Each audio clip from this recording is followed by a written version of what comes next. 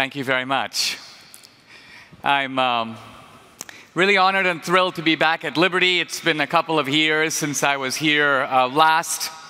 It seems that every time I come here, there are new buildings sprouting up on campus. So it's wonderful to see your success. Someone mentioned in the introduction that I'm doing a film on Obama. And the film is actually a look at what is Obama's underlying compass. You know, Obama is probably the most unknown guy to come into the White House.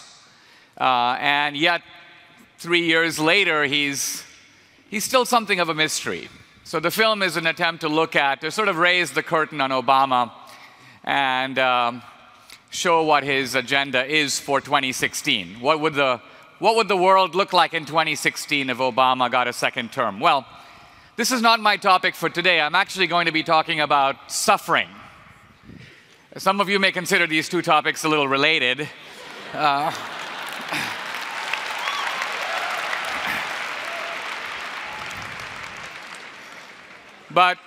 the issue of evil and of suffering is maybe the most difficult problem faced by a believer, by a Christian. And it is actually the great weapon of the atheists. I've been debating a number of the leading atheists. Probably the guy I've debated the most is Christopher Hitchens, who died a few weeks ago. As I got to know him over the years with these debates, I realized that there's something odd about Hitchens. He was a very unique kind of an atheist. A lot of the time, it seemed that he was not so much an unbeliever in God as somebody who hated God. He had a beef with God. After he died, I picked up his autobiography, and in it, he has a chapter about his mom. When Hitchens was growing up, he was a young teenager at Oxford. His mother eloped with an Anglican clergyman. And the two of them began this torrid affair, which culminated very tragically when they went into a hotel room. They made a suicide pact, and they killed each other.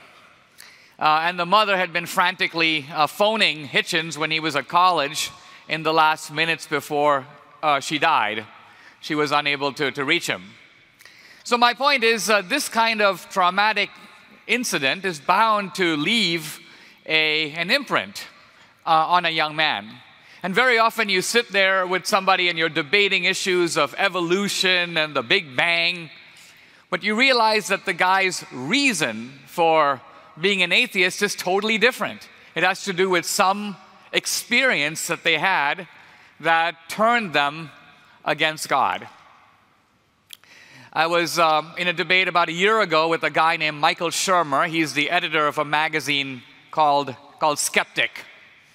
And in this debate, in the question-answer session, somebody put up their hand and they said, hey Shermer, how did you stop being a Christian? You used to be an evangelical Christian. You went to Pepperdine University. And Shermer made his usual joke. He goes, well, yeah, I used to go out and hand out all this Christian literature, and now I want to go and get it all back. And so he started off like that. But after a bit, he said, well, you know, when I was a young man, I was dating this girl, and I was thinking about proposing to her. And then right before that, she had a terrible accident, and she was paralyzed from the neck down. And Shermer goes, I went down on my knees and I prayed to God and I said, God, come on, help us out here. You have the power to help us out. Yeah, you're omnipotent.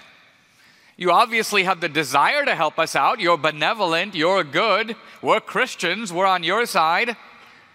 But he said, nothing. God evidently decided to stay on extended vacation. The girl was not healed. And he said, that was it. I decided to make my exit from Christianity. I couldn't worship that kind of a God if there even is any benevolent, good God in charge of the world. And as I was listening to him, and he got kind of moved as he was talking about this, I realized that Michael Shermer, too, in a way, is not an atheist. He's not an atheist in the sense that he's found some other explanation for the world. He's actually more accurately described as a wounded theist. In other words, he's somebody who is not an unbeliever in God as much as he is disappointed in God. And you find that that is actually a phenomenon that's very common among the leading atheists. I want to read you a couple of lines. This is from, well, I'm reading from my own book, but I'm quoting Richard Dawkins, the biologist, and this is from his book, it's The God Delusion. He's talking about the God of the Old Testament. And he says, quote, "The God of the Old Testament is jealous and proud of it, a petty, unjust, unforgiving control freak, a vindictive, bloodthirsty ethnic cleanser, a misogynistic, homophobic, racist, infanticidal, genocidal, filicidal, pestilential, megalomaniacal, sadomasochistic, capriciously malevolent bully." Wow. All this invective directed at a guy that Dawkins doesn't even believe exists. So, you know, what's going on here? I mean, something odd is happening, right? When you spend a lot of time attacking something that you don't believe in, it's a little strange. Normally, if you don't believe in something, you just ignore it. Case in point, I don't believe in unicorns. But you'll notice, I haven't authored any books called The Unicorn Delusion, The End of Unicorns.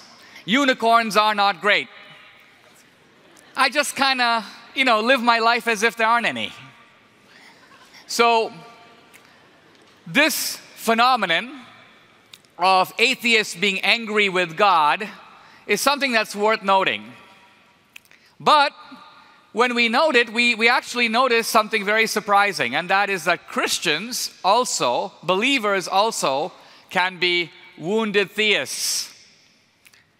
So we have this actually in common with the atheists. In other words, not in normal life. In ordinary life, we're great champions of God, but you just have to wait for something really bad to happen to you. Your brother or sister is killed in a terrible accident, or you suddenly contract a lethal and crippling and painful disease. And then suddenly your faith is challenged, and you turn to God and you're like, "God, what the heck? Why are you doing this to me?" So this is a common problem between atheists and believers, and that's the problem I want to focus on today. I want to focus on it in part because many times in Christianity, even if you go to a pastor and you're faced with terrible suffering, and I don't just mean ordinary suffering, like my roommate won't bathe or something like that. That's suffering. That's probably the kind of suffering most of you are used to. But I'm talking about serious suffering, really bad stuff, horrendous suffering. Somebody kidnaps your parents and chops off their arms, or somebody kidnaps your daughter and rapes her. This is horrendous evil. And when that kind of thing happens, it's very hard to know how to think about it, what to do with it. And if you go sometimes to Christians, they give you answers, but the answers don't really satisfy you. They don't even console you. Sometimes you'll go to a Christian and say, "Why is there all this suffering?" And they'll say something like, "Well, God has a plan." And you're like, "God has a plan? God has a plan to kill my kid?" Or, "We're really sorry that you lost your parent even though they were so young. God needed another angel." Thinking, God needed another angel? He already has a whole lot. I only have one brother or one dad. Or, my favorite, "Why do bad things happen to good people?" Christian answer, "There are no good people." In short, everybody deserves it. Now, to me, these answers don't really work. They're not They're not full answers to a serious problem. And it is a problem, and it's a problem also because from the atheist point of view, the issue of evil and suffering seems to be a refutation of Christianity. It's a refutation of Christianity because the argument works like a syllogism. It's like a mathematical piece of logic that can't be challenged. So let's look at that. God is omnipotent, which is to say all-powerful. He can do anything. God is good. He's benevolent. So God has the power to remove evil and suffering. He's good, so he has the desire to remove evil and suffering. Yet, there is evil and suffering. And not just some of it, a lot of it. So therefore, a God who is omniscient, omnipotent, and benevolent does not exist. That's kind of the syllogism. And actually, it seems like a pretty strong syllogism because if you agree with the premises, which I think as Christians we would agree with. By the way, in other religions you could dispute the premises. For example, the ancient Greeks believed that there were many gods, and they were really powerful, but they were not omnipotent. And a lot of times they did do good things, but they were not all benevolent.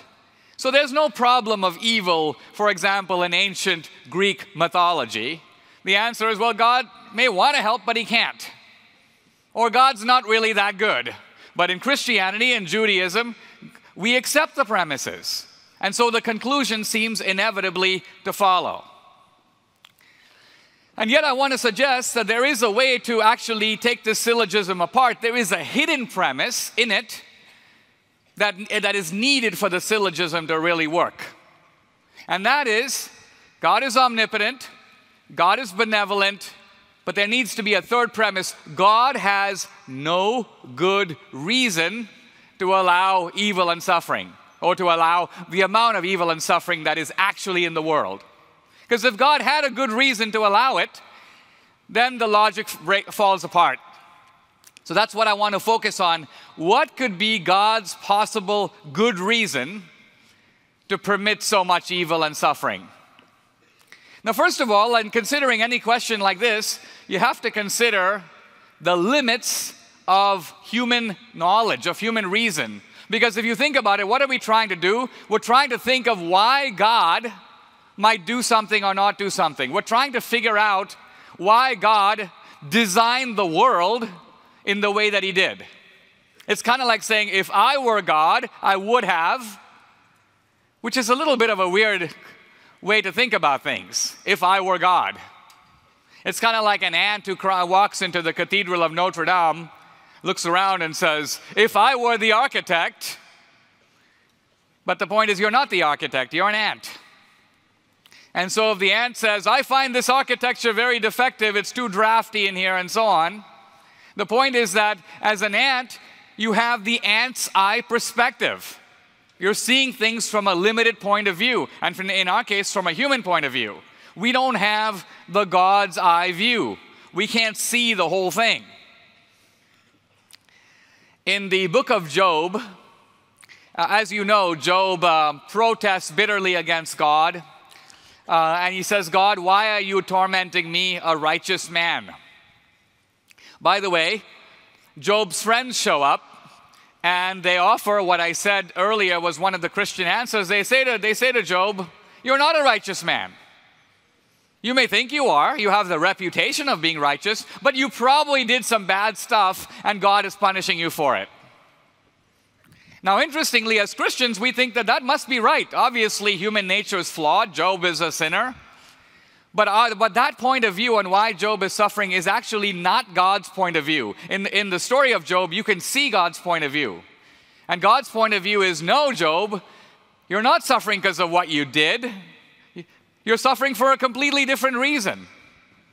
And God appears to Job at the end of the story.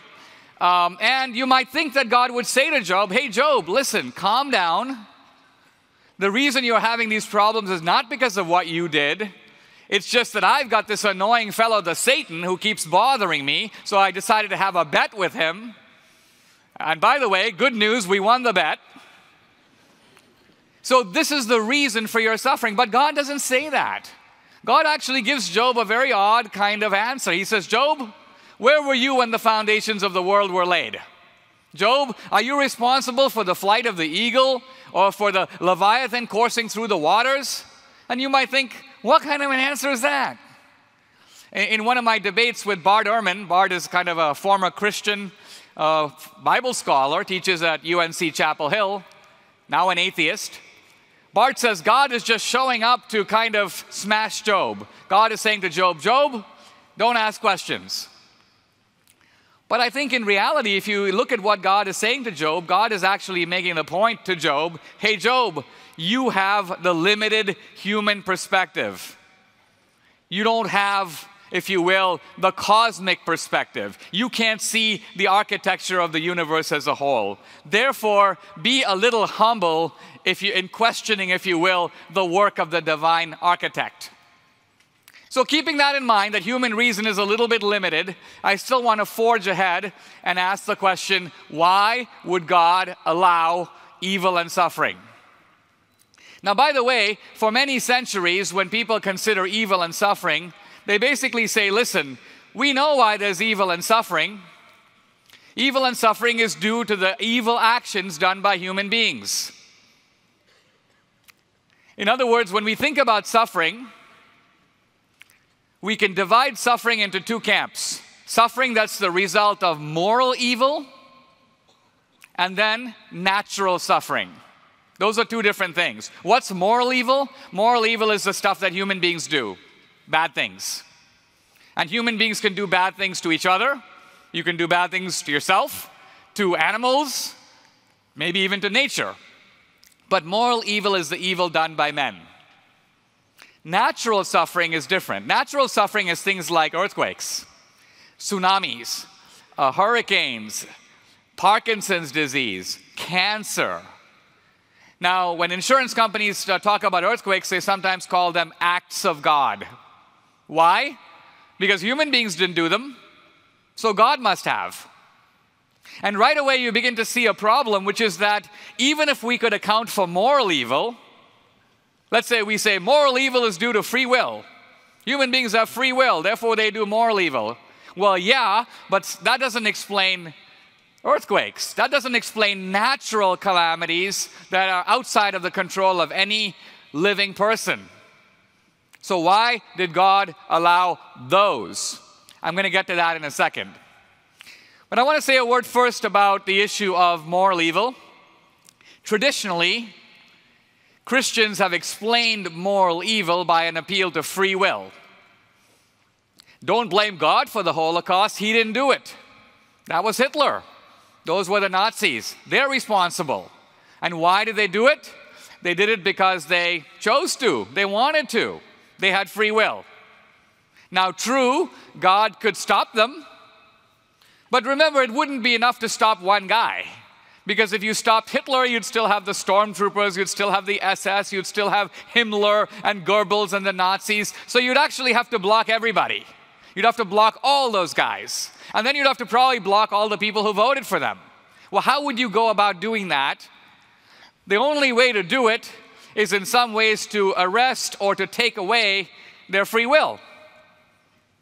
But the problem with taking away human free will is that it's the same free will that enables us to do bad things that enables us to do all good things.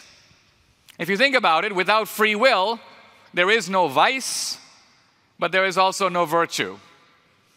Virtue requires freedom. If somebody came to me and put a gun to my head and said, listen, there's a starving guy, give him a sandwich, and I do it, I get no moral credit for it because I had to do it. I'd be shot if I didn't. It's only if I give it freely that there's some moral credit for it. So the point being here that all the goodness in the world, including our ability to respond freely to God, depends on free will. Without free will, we cease to even be recognizably human. We become more like animals, moved by instinct, or even like a stone, which has no choice but to roll down the hill. It's moved not by freedom, but by law. And yet this free will defense that is often given to account for moral evil is, in my opinion, inadequate. It's a little inadequate. Why? Because it doesn't explain why God made us flawed creatures in the first place. Think of it kind of this way.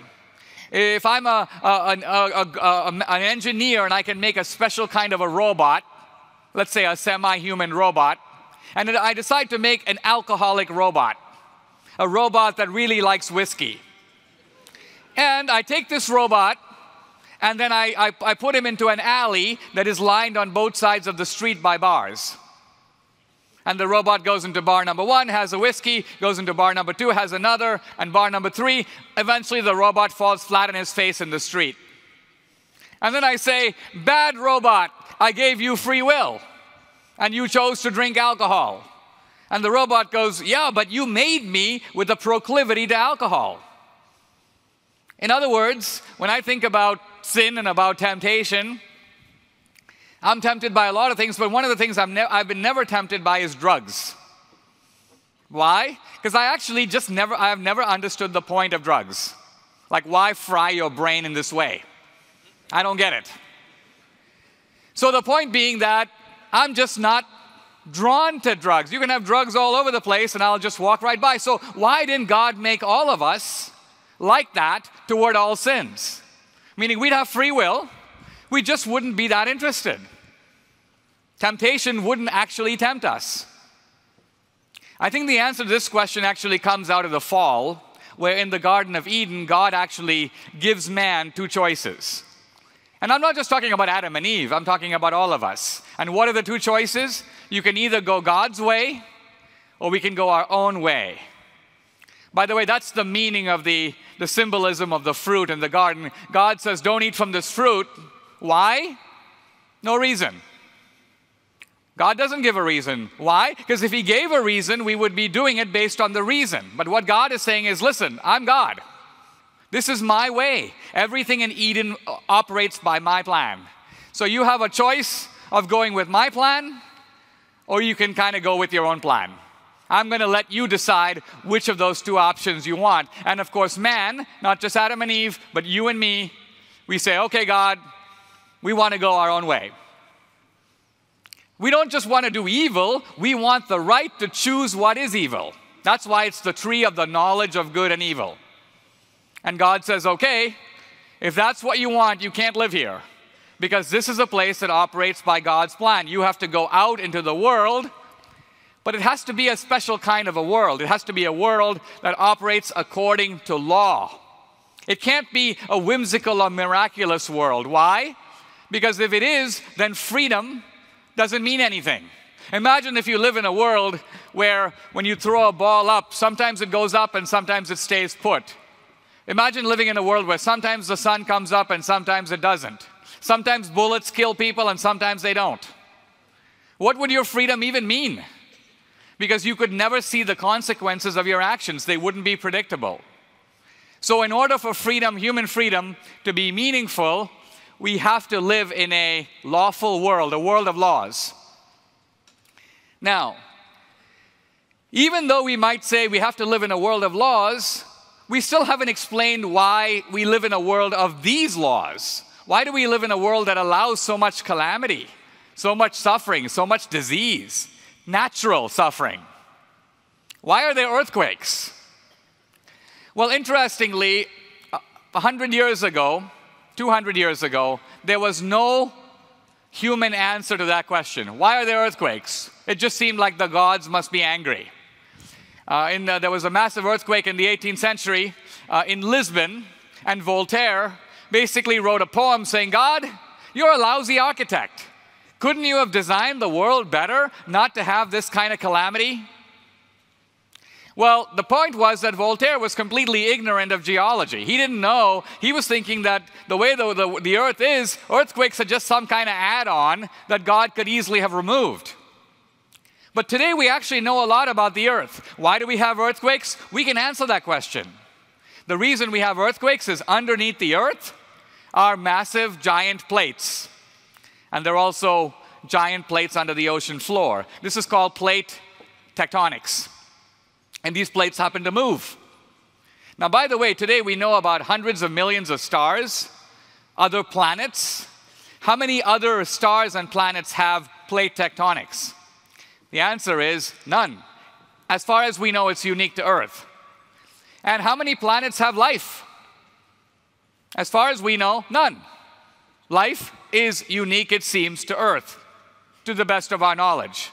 And those two facts are actually connected. In other words, plate tectonics is essential to life on Earth. Why? First of all, what plate tectonics does is it separates the land from the ocean. Notice that we live on a planet that is 2/3 water.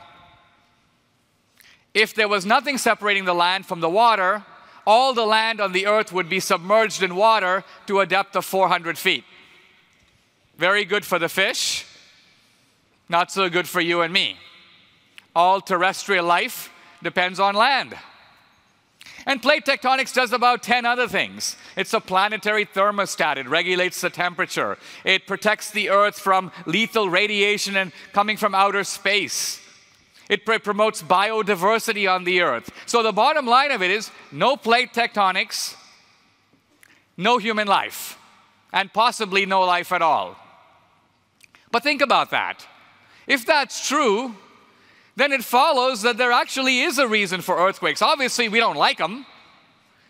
But if it is true that those same earthquakes that do kill people are responsible for the existence of life on the Earth itself, it becomes a little silly to then complain. It's kind of like the guy who says, well, listen, I really don't like the sun because if I hang out in the sun too much, I get skin diseases.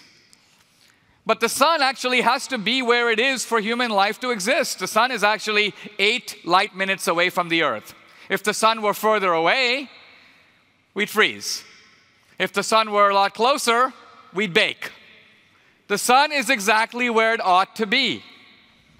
Well, people say, well, I'm really upset because there was a horrible forest fire. Well, yeah, but fire is actually essential to civilization. No fire, no civilization. So when you complain about fire, you got to keep in mind that this very thing you're complaining about is essential for you to live in the way that you do. Now, I want to extend this argument more broadly to make a more general point. We live not just on a planet that is built a certain way, but we live in a universe that is fine-tuned for life. To say the universe is fine-tuned for life is not to say that the whole universe is built only in order for life to exist on one planet. But it is to say that if the universe were built differently, life on the Earth would not exist, or anywhere else. The whole universe has to be built one way to get life even on one planet in it. This is called the principle of fine-tuning, sometimes called the Anthropic Principle. Now, the Anthropic Principle has been known for 25 years. It's one of the most important findings of science in the past half-century. Atheists agree that there is fine-tuning. But there's a big debate between the Christians and the atheists, and the Christians say fine-tuning means that there must be a fine-tuner, God. And the atheists say, fine-tuning, well, maybe there are other universes, maybe we don't have to have a God, and so on. So this debate has been going on. But I actually want to set that debate aside and ask a different question. What are the implications for a fine-tuned universe for evil and suffering? Now, what's the fine-tuned universe? Well, one physicist says it's a bit like this. It's like God is sitting at a desk, and on the desk are 30 different dials. Every dial is set to an exact number. The point is that you cannot move the dials at all. If you do, no universe, no life. Stephen Hawking, in one of his books, says that if you walk into the room and if you touch one of the dials, this is the rate of expansion of the universe, and you move it, not 10%, not 1%, 1 part in 100,000 millionth million, the universe would have recollapsed on itself. None of us would be here to have this conversation. The universe has to be exactly the way it is. Light has to go exactly as fast as it does. Gravity has to be just as strong as it is in order to have conscious, rational beings who can then contemplate the universe. So what does this mean? To me, what it means is that if God wanted to make human beings, He used exactly the materials and the rules and the laws of nature that were needed in order to produce us. Yeah, God could have used other materials. He could have used other laws, but then he wouldn't have gotten us. It's kind of like this. If I'm a master musician and I want to create a very unique and particular type of sound. I'm going to play Mozart, but in a very particular way. And so I build a special violin. And this violin has to be exactly 13 pounds. No more, no less. And it has to be made not just of wood, but a particular kind of wood. And it has to have so many strings, and they've got to be strung just so. No tighter, no lesser. Now, again, if I'm omnipotent, I could build a different violin. I could use other types of wood. I could make the strings looser or tighter. But if I did, I wouldn't get that resulting sound. Why? Because to get that sound, these are the requisite materials. Think of it this way. If I wanted to build, let's say I mentioned earlier the Cathedral of Notre Dame, and I'm God. Could I have built it in any other way? No. Could I build it out of invisible materials? Well, it wouldn't be the Cathedral of Notre Dame. Could I have built it entirely out of glass? Wouldn't be the Cathedral of Notre Dame. The Cathedral of Notre Dame requires bricks and spires and certain dimensions and this particular blueprint. And even if I'm God, there's no other way to build it. Otherwise, it would be something different. Now, what am I saying? What I'm really saying is we have from modern science a unique new type of explanation for evil and suffering. Namely, God fine-tuned the universe because he wanted to make human beings. Now, even some Christians would say, well, wait a minute. What are you saying, Dinesh? God is omnipotent. He can do anything. Surely he could have gotten human beings some other way. But I think that this notion of omnipotence is a little bit of a misunderstanding. Omnipotence does not mean that God can do anything. God can't do anything. Can God tell a lie? Can God abolish himself out of existence? No. So God can't do anything. Can God make 2 and 2 equal something other than 4? Can God draw a triangle on a flat surface and get something other than 180 degrees? If you look at the word omnipotence, it doesn't mean anything. Look at the word omni, great. Potence or potency, power. That's what omnipotence means. You have unlimited power. But even if I have unlimited power, I still can't draw a triangle and come up with any other result than 180 degrees. No amount of power changes that. Now, I've spoken a little bit about evil and suffering. I know my time's a little limited. I want to fast forward a little bit, and I want to ask a specifically Christian question, which is, how as Christians can we respond to terrible evil and suffering? How do we... See, the atheist has no answer to it. If you go to an atheist and say something terrible happened, why? Why did this happen? The atheist answer is, that's just the way things are. You can't blame God. There is no God. This is just the world as it is. You have to basically deal with it. So the atheist counsel in terms of suffering is basically one of despair. There's no explanation. But what about the Christian answer? Can the Christians do better? You know, if you pick up Christian books about suffering, you often get a very straightforward answer, which is, how can we be consoled about suffering? And the Christian answer is, we are consoled because of the sufferings of Christ. Christ suffered. We worship a God who suffers, different than a lot of other gods. And since our God suffers, this is a way to be consoled by suffering. But when I thought about that explanation, I found it very puzzling. For many weeks, I just sat thinking about it, thinking that to me doesn't make any sense. So what if Christ suffers? How does that help my suffering? In other words, if I go to a doctor, hey doctor, I've got a pain in my chest. Doctor says, Dinesh, I've got a bigger pain in my chest. I'd be like, what the heck? How does your pain help my pain? Maybe I need another doctor. So in other words, why did Christ have to suffer? What does Christ's suffering even do? Well, I want to answer that question by suggesting to you that suffering is the currency of love. And what I mean by that is that suffering is actually not only the best way, it's kind of the only way to really measure the extent of love. If I were to get a call tomorrow from my mom in India, "Hey, Dinesh, your fourth cousin, whom you hardly knew, has died in a car accident," I'd be like, "Gee, Mom, that's really sad," and then move on to another topic. Why? Because I don't know this person very well. I have a generic sense of sympathy, but that's it. But on the other hand, if my daughter was killed in a car accident, that would be catastrophic. That would ruin my day, my week, my month, my year. Why? Because it's a measure of how much I love my daughter. You suffer in direct proportion to how much you love someone. Well, Jesus suffered not because he had to, but because it was a measure of how much he loves us. Suffering is the currency of love. And that to me suggests a way that we can even cope with suffering. How? By offering it back up to Christ. By, if you will, putting it at the foot of the cross. Now, by the way, when we do that, our suffering isn't needed by Jesus. It doesn't help with his atonement. In fact, it doesn't do anything directly for him. The atonement is free. But if you think about it as humans, when Christ offers us salvation, there's not a whole lot we can offer him back. It's a free gift. What can we do to deserve it? Nothing. So all we can do is take it and say thank you. But with suffering, we do have a chance to give something back. What we're really doing is we're saying to Christ, look, you died and showed how much you love me. I'm offering my suffering to show how much I love you. The suffering, if you will, is placed at the foot of the cross.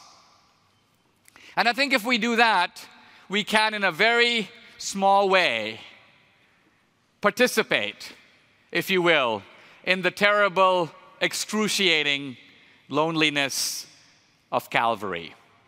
Thank you very much. Thank you. Thank you.